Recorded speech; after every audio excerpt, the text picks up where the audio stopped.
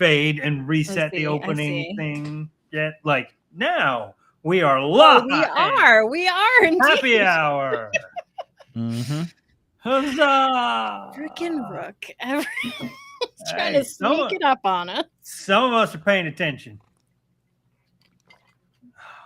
Well, welcome back to another very special edition very. of Hit Points Not Required Happy Hour. Well, it's not a Monday, so that's special. That Very is special.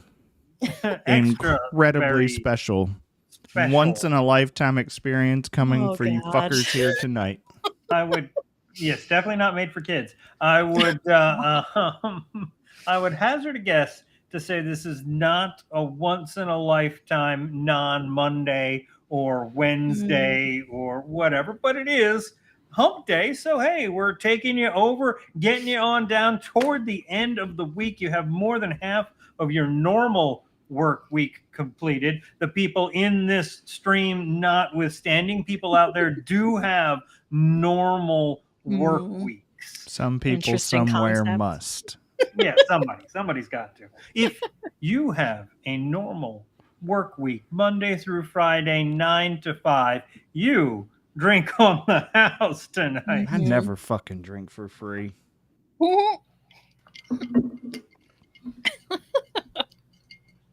I'm not gonna deny that. The Rook does not drink for free in the house. That is not gonna happen. We would go you let out Rook of drink business for free, and you go out of business precisely. Oh, probably so. Probably so. But welcome in.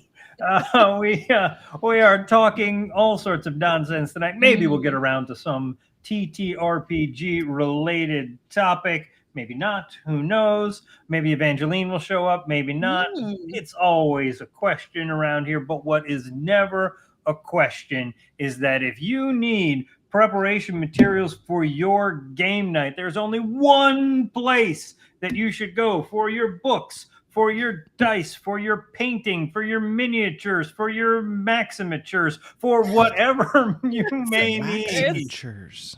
You know, I think Is that what you call the really big ones? Like when it's like a big dragon. I'm gonna take a picture tomorrow. Yeah. I'm gonna take a picture tomorrow and post it in Discord of what a maximature is. Please do. You know, and but that place happens to be our friends at Pangea Gaming. Please go and visit their store. They will ship to you no matter where in the world you are, and maybe even out of this world. I don't know. We can ask them if they will ship to Mars. It's I think the answer is going to be no. Well, I think they would ship to Mars. I just don't think that DHL, UPS, or wherever carrier is actually going to. But maybe there'll be some. I would say DHL would probably be willing to contract to go there and then tell you it was undeliverable.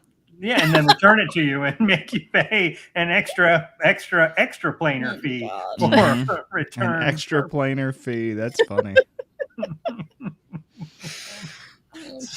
Anyway, we are completely off the rails about 75 seconds into the podcast. Once in a lifetime experience here tonight. Oh, God. People can only hope, but I don't think so. They're lucky. Yeah. I don't believe so. No. Anyway, it'll be this bad every time for sure. Yeah. Anyway, we are coming to you on an off week so that you can catch up on the first 8 episodes of the House of Ill Repute. Things are getting dicey for the gang. Dicey, get it? Yeah. You can get all your dices. Your maximum dicage can be acquired. Things are getting really interesting. Things are heating up. There's a lot going on. So please take this time to catch up on any episodes you may have missed as we head into the big finale 1 week from tonight. Dun, dun, dun. I can't believe the finale's coming up so soon. Yes. At which point you can then start over again at the beginning and go, oh, I see how stuff, because there was a lot of good stuff that was, the tracks were laid and the plan was established, and we did somewhat execute on the plan. Anyway, that is coming up next week.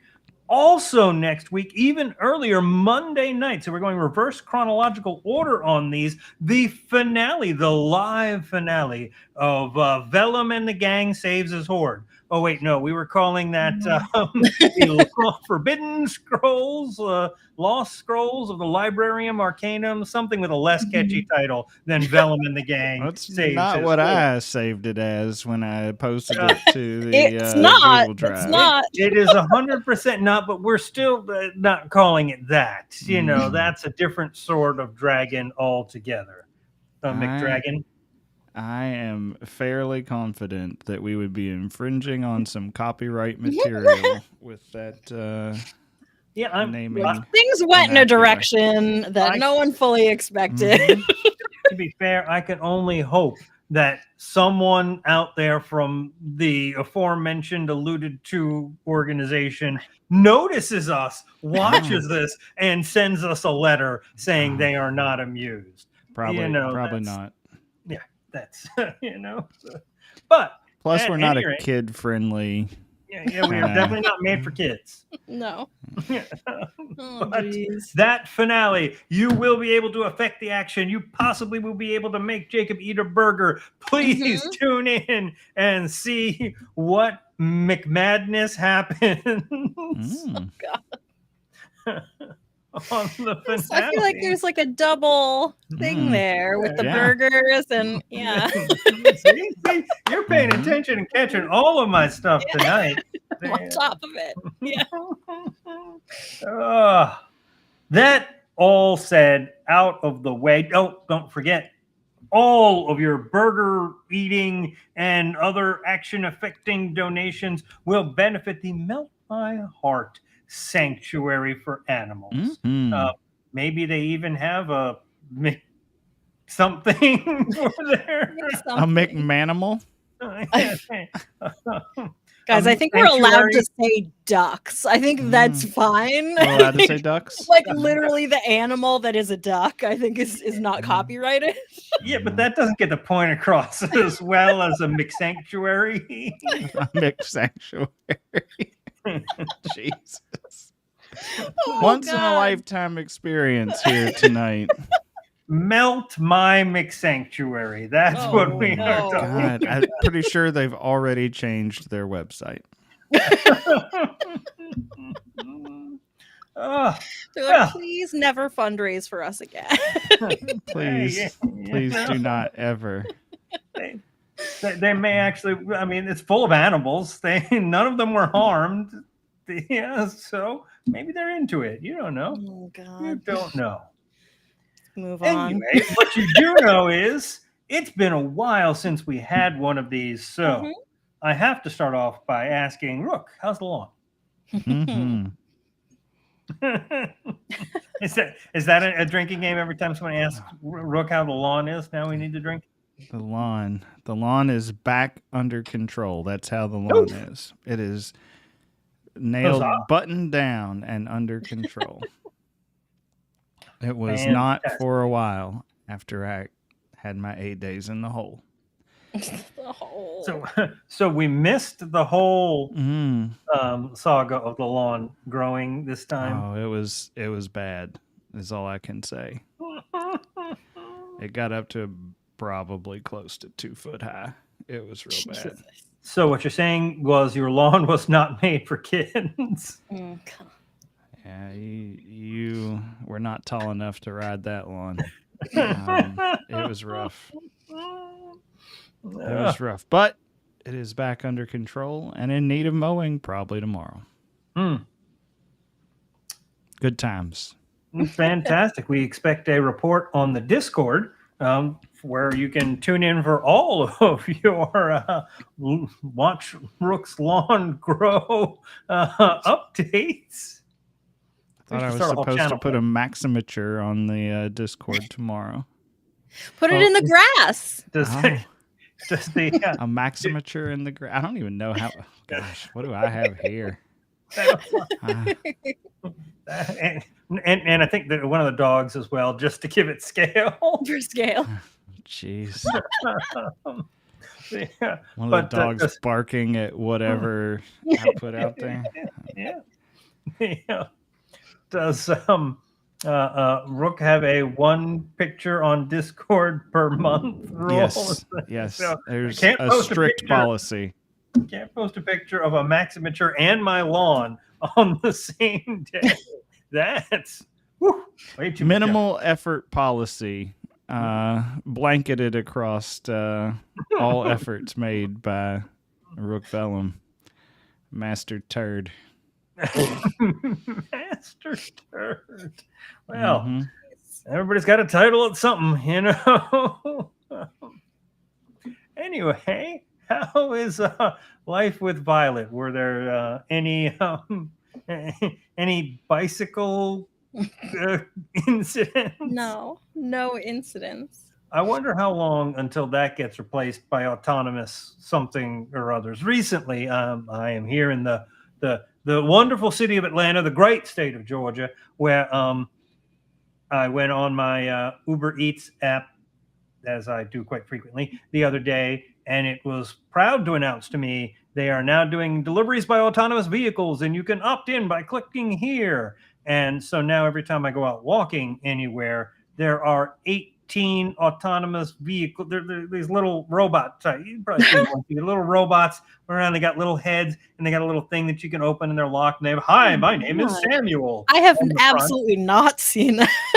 You've probably seen it in some TV show or something or other. It is the exact same thing as I have seen on TV before, except on TV they were rolling smoothly down the road, as opposed to here where they're like moving 2 feet. I don't know. Okay, move, and then get back on their way. I imagine it's like 8 hours by the time somebody picks something up. Nightmare. I did see You didn't opt in to find out? I 100% did not opt in to having a. Here's the great thing about this. Please let me rant a little bit more as I am wont to do. But here is the once thing. In a lifetime opportunity tonight. Let me get a good Rook sigh going. I was close. A little more effort at the top end. I need to practice it. I feel like it needs to come from deeper within you. It needs to come from the soul. Like, I don't have that well of sorrow to draw upon. Like some. However, this message that popped up when I opened up my Uber Eats app, and I guess Uber Eats will probably not be sponsoring this show anytime soon, although they really should, because I use them a lot. The message pops up and it says, "Opt in to autonomous delivery. Save money by not having to tip." I'm like, okay, so now not only are you unleashing this stream of robots that are going to be taking up the sidewalks and getting stuck crossing the street so cars can't drive and all this other nonsense around there. You're taking jobs away from people that want to, humans, actual people that want to do these jobs of making these deliveries.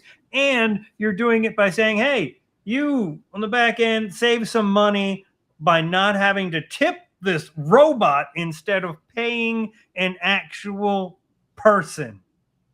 Come on. Or people. The 27 people that helped the robot finally get to your house by unstucking it on every street corner. I don't know. I've not seen a single person try and like move this, and nobody wants. I was gonna say, have you seen anyone like kick them over or anything? Heard a story. I don't know how you could resist. I recently heard a story about someone trying to help one of the. I don't know that it was an Uber robot Eats, across the street, but some sort of robot delivery vehicle make its way. And it was stuck, so they picked it up and moved it along or something.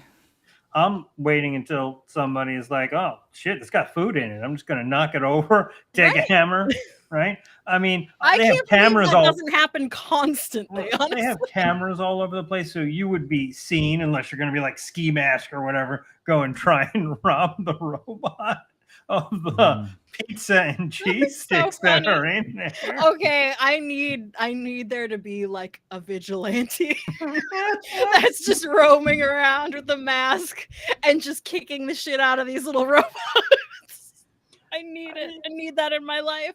I mean, I think at that point, okay, well, the problem is you can't do it while they're on delivery because then you're screwing an actual person over, right? Using humans to deliver my food have been sitting there upset at delays with traffic or restaurants not ready. But here's the thing: that person chose to have their food delivered by a robot. They took their fucking chances. Like, I don't feel bad. I don't want to hurt the end user, but these robots have to like hang out somewhere after they make the delivery, waiting for the next delivery. The robot bar? Yes. Smoking cigarettes on the street corner. On their break.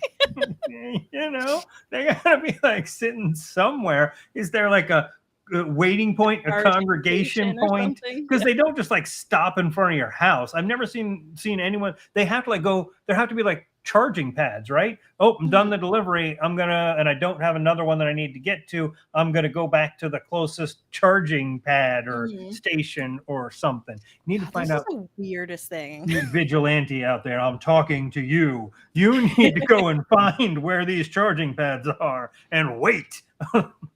I feel like wherever Violet is the exact opposite of everything that you just talked about for the last 15 minutes. The opposite of the people on bikes. They don't even have garbage trucks in Violet's town. They just have fucking baskets. Because they've got teenagers on bikes or whomever they can get to with like quads of steel that are just like biking around. But how soon is that going to get replaced by autonomous? I mean, it's not just the food delivery little robots. We have cars driving all around here that are autonomous. I mean, but it's going in the reverse direction. Like they already replaced the trucks with people on bikes. It's like reversing the automation. Yet here in Kentucky on the news, we have, relatively frequent stories of so-and-so had a drone shot down over their property. You know that's illegal, right? Well, I don't give a fuck. They shouldn't be flying them drones over my property. Well, technically, I'd shoot you if you was walk trespassing as well. I mean, technically, I believe they are within their legal rights to shoot them down because most of those people, I do have friends that have an actual business built around drone photography and all of that. And when they fly their drones, they have to fly all a flight. They have to file a flight plan with the FAA in order to do it. And I'm sure these people with their drones that are flying over Farmer Jessup's property. Farmer Jessup. Writing that one down. That would be that's coming up soon. Plan. Coming up soon on a HPNR event. Farmer Jessup. Farmer Jessup. Hey, who knows? Maybe that will be Violet's wizard with a dragon. Oh my God. I don't know about that. Although I was literally just thinking that should be a wizard with a drone familiar. Right? Paper dragon shaped like a drone? Sure. Fire shoots down.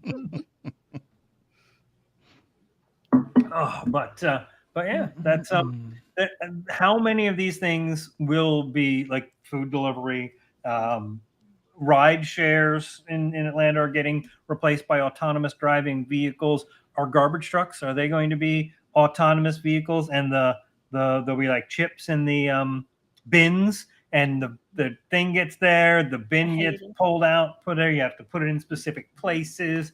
Or is Violet's recycling going to be picked up by autonomous bicycles? No, we're going to keep going in the opposite direction. They're going to get rid of the bikes and they're just going to walk. They're just going to walk. Come by on horseback, like Pony Express style. I would pay to see that. That would be cool. We did used to have a guy downtown, the urban cowboy, used to ride his horse all around Midtown here. But I think he got in trouble for something and ain't seen him in a while. it's really interesting that you talk about the advances that Atlanta has, right? Because I didn't call them advances, just well, for your notes. they are technological advances, and my experience, because Louisville is not a little town at all. 13th biggest city in the country. It's not New York or Chicago or Atlanta, right? But it's pretty damn big. No mass transit at all. We do have a bus system, but it only. So Louisville's built like a circle on spokes. So there's spokes that are the major street arteries, and then there's an expressway that goes around the inside of the city, and then there's another one that goes around the exterior of the city, and no opportunity whatsoever for any technological upgrades. The streets are too narrow to put in underground power anywhere. There's no mass transit at all. It's just crazy. And it's a huge city. Huge. But there's also no vertical rise to the city outside of, a small skyline in very, very downtown Louisville. There's, it just sprawls out. It doesn't. I guess kind of much like LA, I would say, right? LA is the same way, just sprawls out. That kind of thing is so like unsettling to me because I'm from the Boston area and like used to New England, and it's the opposite. Everything's super crammed together in a small space and like goes vertical. And like I remember going to Arizona at one point and just being like, what is happening? Like everything's like looking at Phoenix or something like that. Is that what you're talking about? And so spread out, and like I went to like a conference at a university, and like I was just like, oh, this is a very different kind of landscape. It would be cool to like go to like the top floor of a building and look around and just get a sense of like the top floor of the building was like the second floor. It's like there's nothing tall. That's where a hot air balloon Where comes am in. I? It was so bizarre. I just could not get used to it. It was too weird to me. Yeah, but outside of the Northeast, I think a lot of that happened. Atlanta is the classic case of that because, I mean, Atlanta, the same thing, sprawled out and out and out the billion miles. And over the last 10 years, this finally started to build. It definitely, it's replacing itself by going up, I think, is what I've seen. Yeah, no, it's in the process. Did have some sort of transit system, but it's not a functional system because with all the sprawl, it's an X. The mass transit system is basically or a plus sign more like, right? You can go north south, you can go east west. You want anything in the rest of those quadrants? There's no train that takes you there because all they did was built there. So we're going to build all the other stuff and have all these other junctions. There's not money in for that. They keep trying to make proposals and stuff like that, but I don't see that happening anytime soon. But it's also a city that was built on train depots and built on having a lot of space in the south and all that, as opposed to the north, which is we have natural boundaries. Here's a river, here's another river, here's an ocean. This is all we got. We need to make the most of it. Just the natural way these things develop, but Louisville might get there. Start building up at some point in time. I didn't think Atlanta was gonna for the longest time, but they've really doubled down and pushed on the up and make everything walking. I think that the only opportunity that the city of Louisville has is some sort of monorail system that goes above the actual expressways. Like it's the only option. World, which watch our last 2 Mondays, Disney. There's a lot. Wait, what? You gotta call them out. There are cities. Chicago has an elevated train. There are places that have elevated trains. There are places that have them, but I also have only ever been on a monorail in Disney World. There you go. See, the sort of bridging those two topics. Vancouver, when I was up there, they have an elevated train system, air train or sky train or something like that they call it, which is autonomous. It does not have a driver. There's no person. It's all That's computers. terrifying. And people, the thing is, people were exactly like that. It came out and they're like, there's nobody in there. I'm not going to ride that thing. So they made cardboard cutouts and put them in the window. No, shut up. And people started taking the train. That's fucked up. It's Vancouver. I mean, I would. The problem I is would you gotta never. build your mass transit system first. You got to plan for it. Yeah. You've got to have the oldest mass transit in the country. That's shit and breaks down constantly, but it's there. Stop shitting on New York like that. I'll tell you. You know, New York subway system is fucking amazing. It is so good. But it always runs late. Mm-hmm. But also, of course, I'm Ooh. not talking about New York. I'm talking Right. about Boston's subway Mhm. system. Mm-hmm. Yeah. The MTA. Oh, but those older northern cities, they were, sort of formed on that and figured they had to do that and did all that. And these other cities that sort of develop don't have as much opportunity to sit there and go back and retrofit. And would you really want to? Because something else is going to happen and come along and make your stuff obsolete, right? Oh, You know, we're going to have. a good subway. Washington D.C. has a really nice subway. I thought you were going to say London.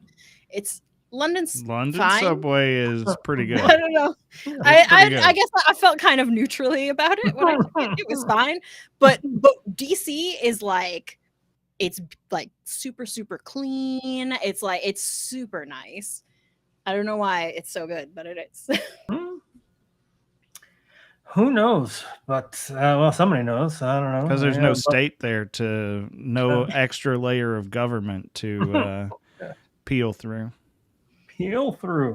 But the transit systems are fine. They're working. People develop them. You figure out how to get around in your city. And as soon as you sit there and go, okay, we're going to have this $8 billion the subway train system put in, people are going to figure out teleportation, and then you're going to be like, shit.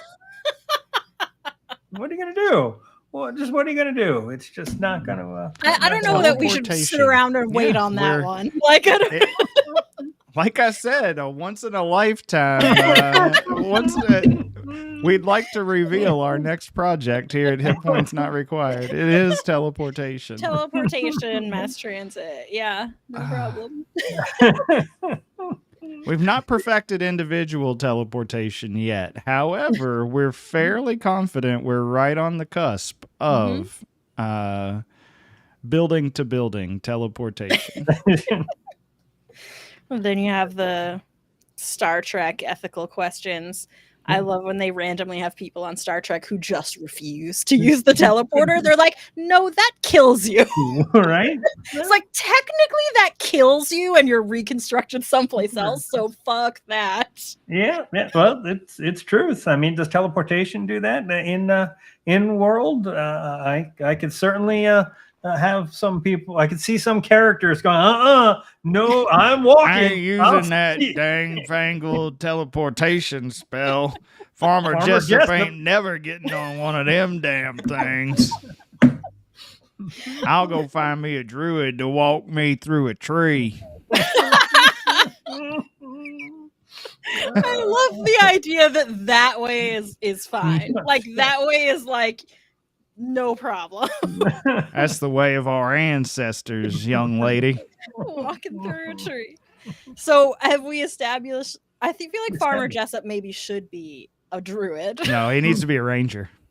Oh, that's he needs good. to be able to shoot down the druid adjacent, but yeah, them newfangled familiar devices. ranger for sure. Barbarian seems like it too. No, so angry. Javelin. Nah, another one of them damn owls. You know, they be looking through people's eyes with them owls. We gotta His shoot them favored some terrain. bitches down. His favored terrain is his property.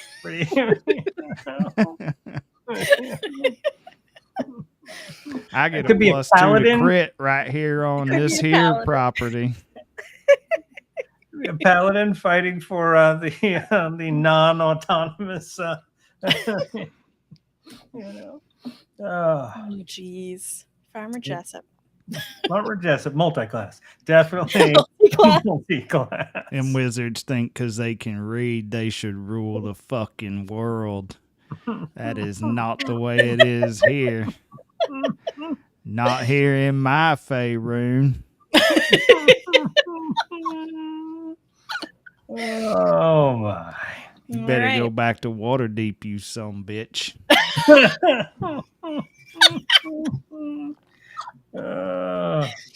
Oh my god.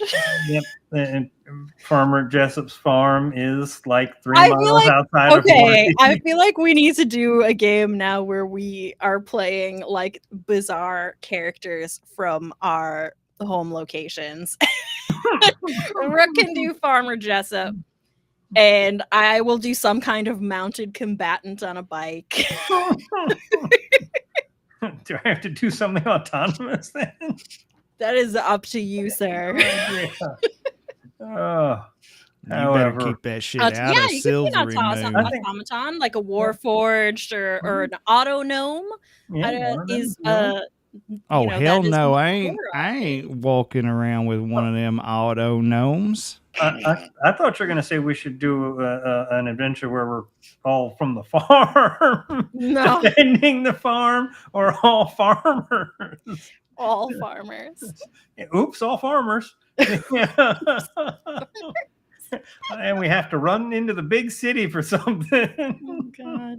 You know, the first thing I ever DM'd was a one-shot that was all clerics. I was like, everyone has to be a cleric. Yeah. It's all clerics. Yeah, Oops All Clerics, I think, is the most popular one that I've seen. They're pretty versatile. It's a pretty versatile class. Yes, that was part of the idea. Yeah, like choosing different domains or all warlocks. That sounds fucked up. Is kind of fun, you know. All bards also. All bards a musical. That's fine if you want the Glee experience. You know, it's been there, done that. I'll do it again too. Anytime, you know. The Oops All single class stuff can be fun. It can be interesting as everybody brings weird different versions of the same thing, and then you find out you all have the same patron. It's just different aspects of the same patron. You know, it is an interesting way to like both have something in common for the whole party that can potentially unify them, but also give them like some direction to like differentiate themselves. Like, how are you going to be different from another warlock or something like that? How could you do this differently? So I think all one class parties are fun. Yeah. Rook not weighing in because he does not want to give this opinion. Bullshit! This is all bullshit. You don't want to play Oops All Farmers? Oops All Farmers. That sounds like a real nice adventure right there. Can I play the sheep? All farmers with like adjacent property, so that like you have like a larger area that you collectively belongs to the group, and you all hate one neighbor and like another neighbor. Yeah, the problems on the farm. Down on the farm. No. Old Mick Jessup had a farm. And suddenly it's a musical. Mm-hmm. Yeah, somebody snuck a bard in. Fuckers. Bard farmer. Didn't say you couldn't be multi-class and had to be all farmer. I mean, all farmers can be. A farmer is not a D&D class. Like, you can make it one. It could be any class. Oh God! Immediately, my brain is like starting to try to piece together a character sheet. Like, what would a bard farmer be like? Well, again, there are some classics that you can use in farm songs. I imagine mostly country music.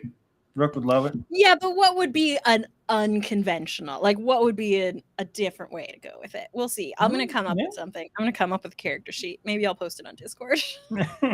Trouble at the state fair.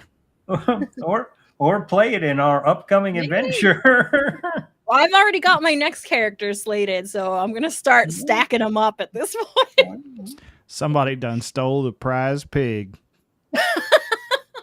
Oink oink oink Adventure. oink oink. Like I'd set it like a county fair or something. That would be cute.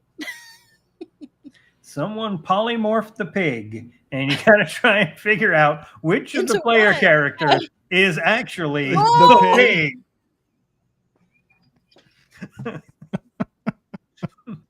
Yes to that. I would do it. I would do it. One of us randomly gets designated. We by need to the go DM. find him. We need to go find him. Oh shit! It was me. Oink. Clouds is on board. Clouds gives us the thumbs up.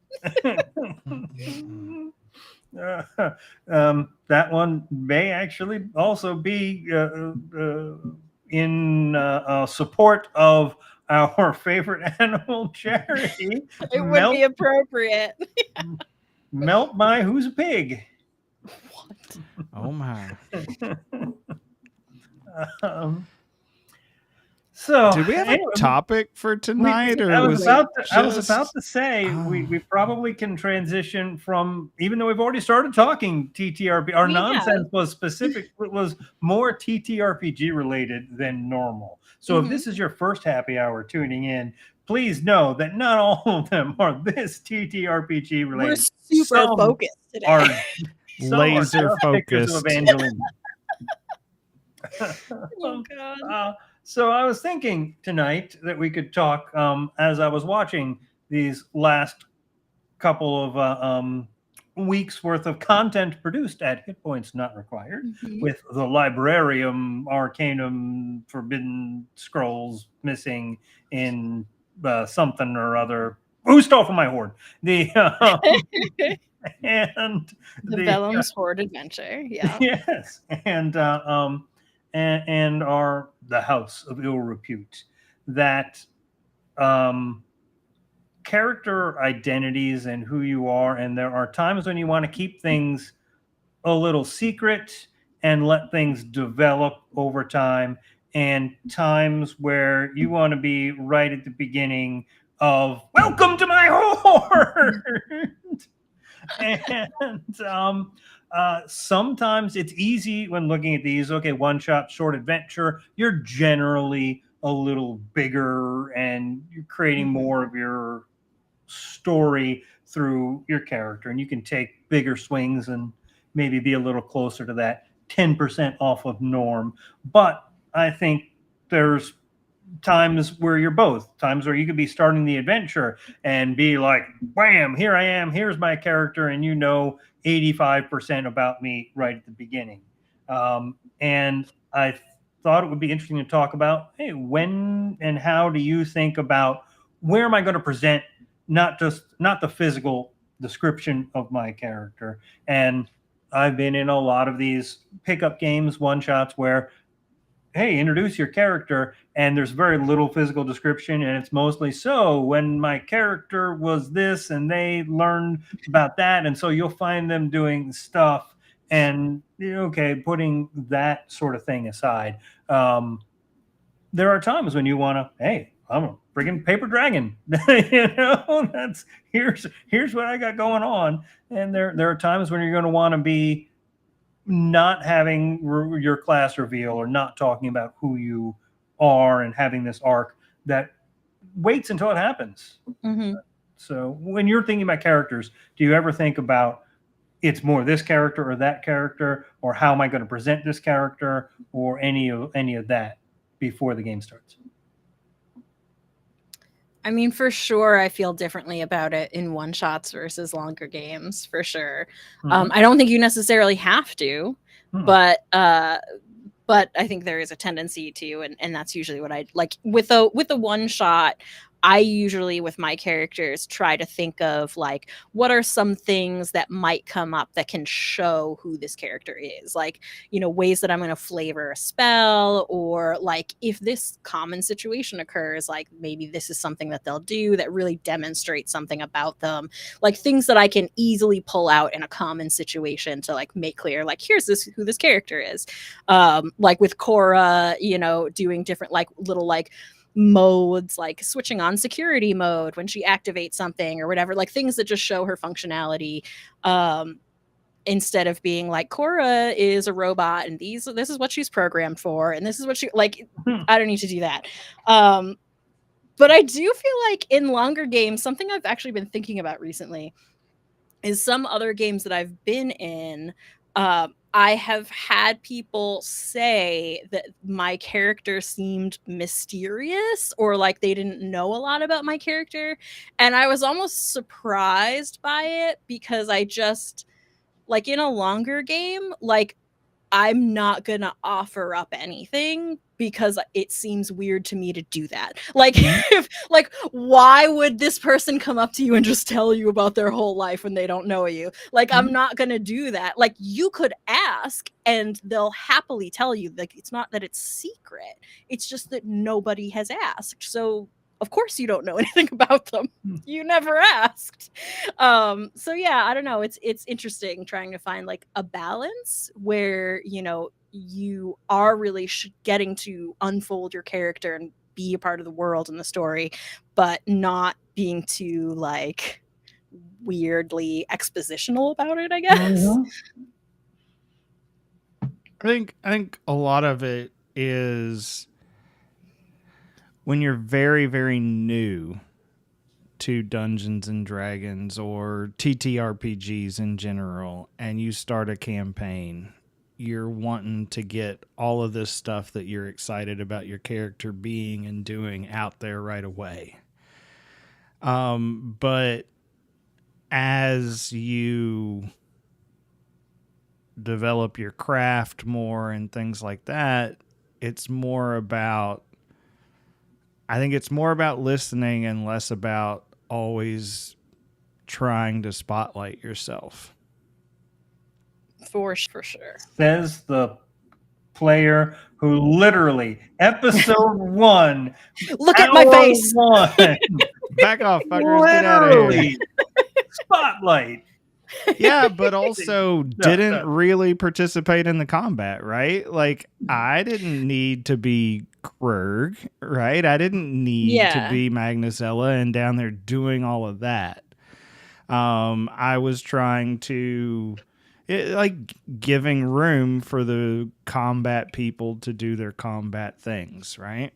So. I think Eli's a really interesting example because, yeah, I feel like role play wise, like you had your strong moments, but on the whole were like a little bit more sitting back a little bit more and not always like the first one to kind of speak up or whatever, but your presence was so significant, like other people talking about you or responding to you or how they related to you was still really significant without you having to always put yourself forward. So I think there was a really interesting dynamic with Eli and his role within that group. Yeah, I think there was a lot of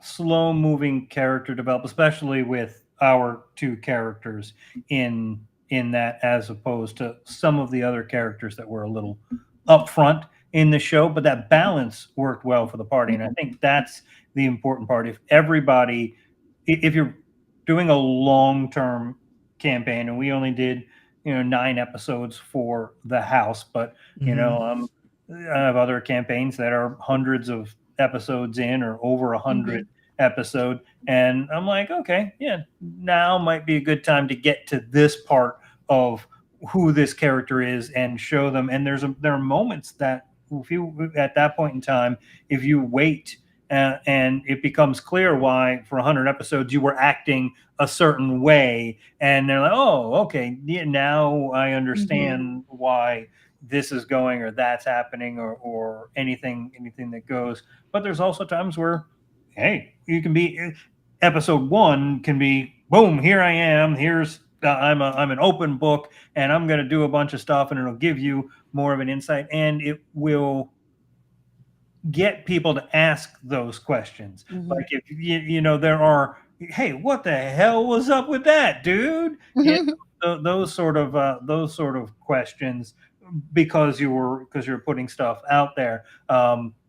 If there are things that you want to get to in a shorter term campaign, in a one shot or a short adventure, you absolutely can't expect people to react in a certain way. And for sure. I've played, even when people hear that, it's like, well, nobody asked about that. Well, nobody knew who to ask about that. It's not, there's if it's a short, like if it's a long term thing, it's whatever. That's fine. If it's a short adventure, you absolutely can't anticipate people to react in a way. And you put something out there and they're going to say something and you can start a conversation. It's not going to, 99 times out of 99 and a half, it is not going to happen that way. So you're saying there's a chance. There's a chance.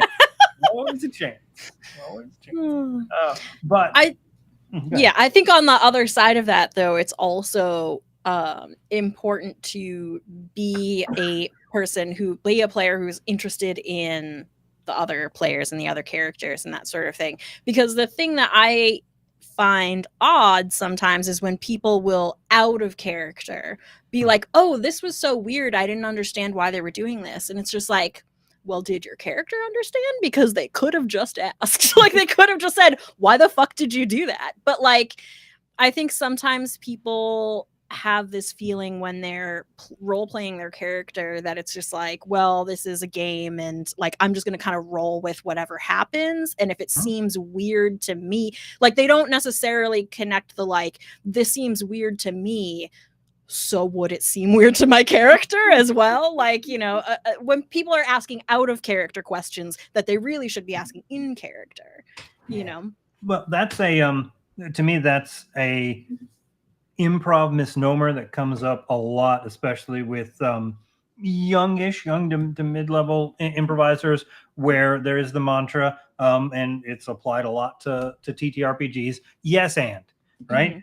And that doesn't mean you can't say the word no, or you can't disagree, or you can't. It just means you need to accept the reality that the other people are creating. You can certainly say no. You can certainly disagree with the other person. That's not being no. That's saying no and having. And disagreements are more interesting than agreements, right? When people are angry with each other and starting arguments and yelling at each other on screen. I mean, one of my favorite moments in the house was the dinner scene where Jeeves was just like, I've had enough, and and storms out and is angry and is showing anger to the people and the situation and what's going on. And I think there was a bit at the table, and I don't remember all the reaction shots. I'd have to go and watch it again. But I remember as a player looking around when I say that, and everybody was like, "Oh shit!" Right?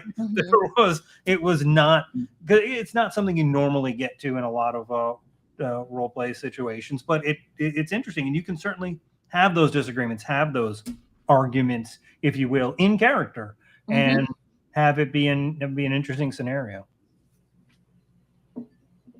Yeah, I've definitely had some fun fights with people in character.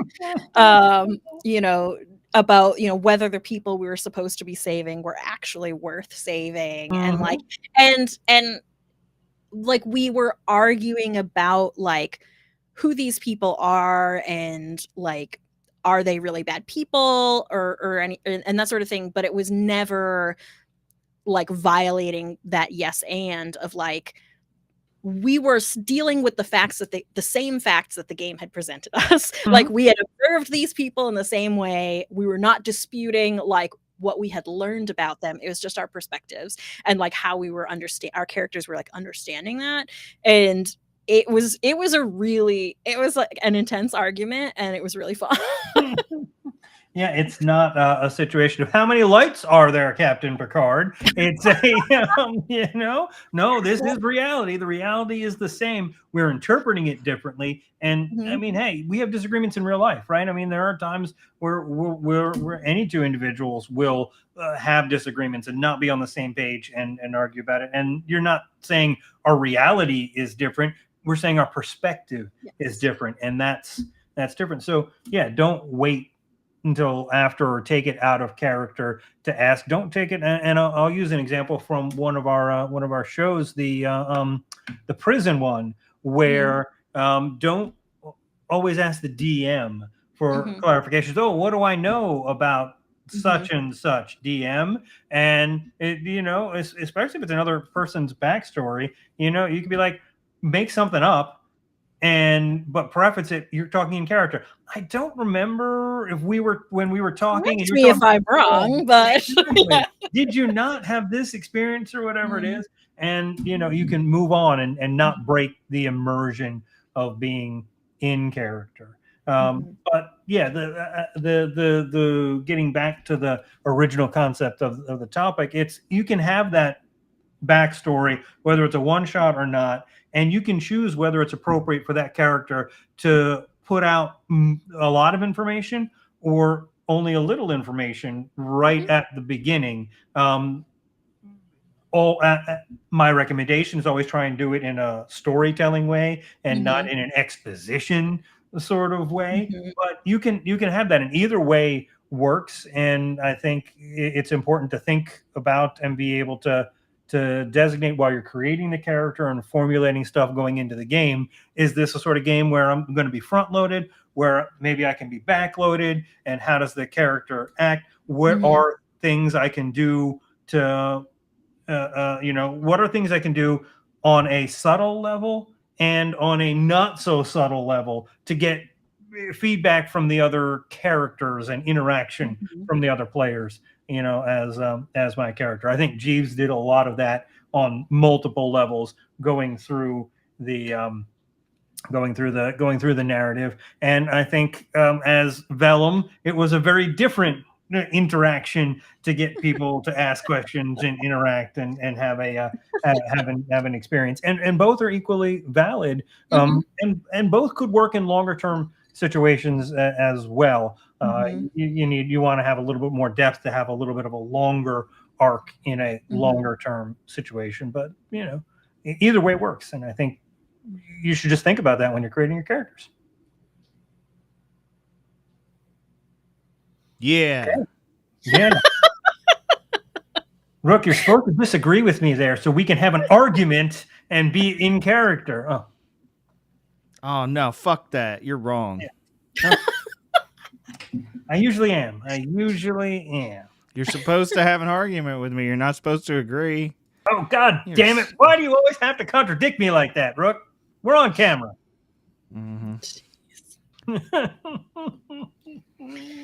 Sick and tired of this nonsense. But I think also, and this is something that I think Rook agrees with. Maybe I do. We're about to find out.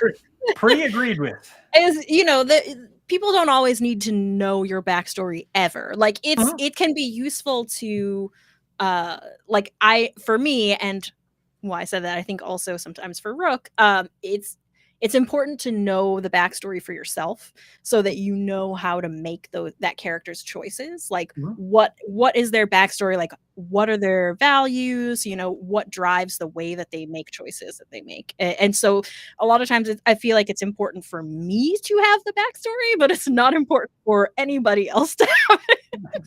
Yeah, I agree. Dee is a character that I felt very much that way about. Dee's backstory is important for me to think about Dee, but it's not really important for anyone else to ever know her backstory. Like it's not super relevant to anything that's happening, but I needed it. So like she has a backstory that is like fairly detailed because I needed it.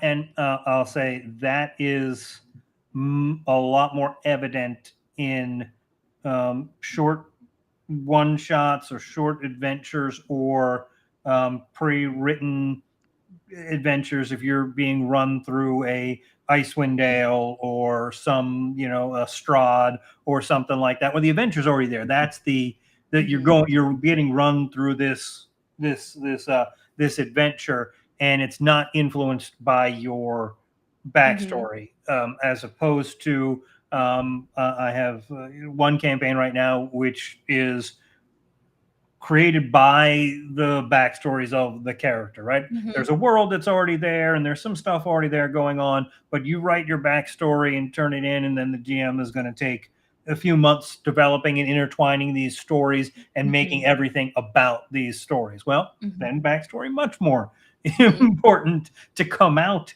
in that scenario versus influencing who that character is. I talk a lot about the personality of the character, and to me that's paramount, and that's based on the backstory that I envision or have written for that character. And yeah, that's exactly that personality. It generates that personality, and that personality is everything. You may never come across whoever did whatever or folded whatever to be important to something, but that's still there. You know it, and it influences who you are as a person. Yeah, I don't think it really ever came out in the House of Ill Repute ever. Like why Eli was a sailor that really loved horses and riding horses. I don't think it ever came out, right? I don't think so. I think Magnazella's story came out, and I think the Essence of Thuna's story, those were kind of portrayed on there. There was a lot about Jeeves that was alluded to, but I don't think a lot of that actually came out. And Kurg was just, I'm a Kurg. Kurg was interesting, I think, in that sense that, Kurg came out as a very big, like, this could be a one-shot character, big personality, kind of like you see who he is right away. And you didn't get a lot of Kurg backstory exactly, like who was Kurg before he started working for the house. We have no idea.